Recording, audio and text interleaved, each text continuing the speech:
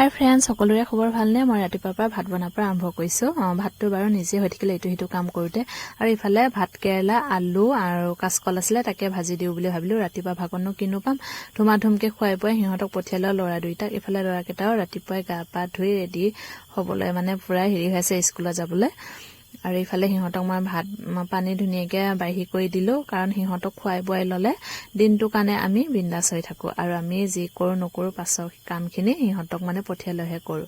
ইফালে ভাত খাবলৈ আহিলে দুইটা ল'ৰা, আৰু সিহঁতক খুৱাই মেলি লৈ কৰি আৰু মই ইফালে কামত ব্যস্ত হ'লোঁ। ৰাতিপুৱাই বাৰু গা পা মই ধুলোঁ, ধুই কৰিহে এইবোৰ কাম কৰিছোঁ। সিহঁতক আগত খুৱাই বোৱাইহে মই এইবোৰ কাম ধৰোঁ।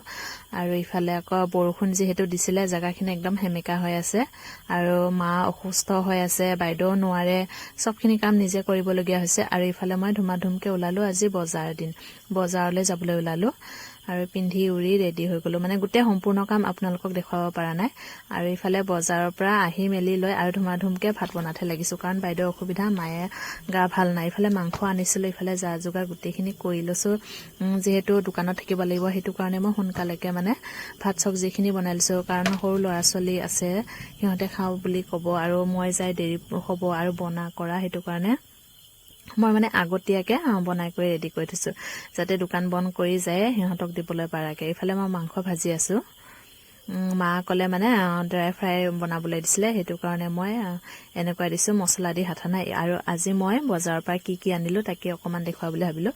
কাচকল, জিকা, ঢেকীয়া, আৰু ইফালে আকৌ বিশেষ এটা পাত লৈ আহিছোঁ, মানে বছৰটোত নতুন মানে পাচলি খাবলৈ। ইফালে কি পাত গম পাইছেনে? লাই। ইফালে আকৌ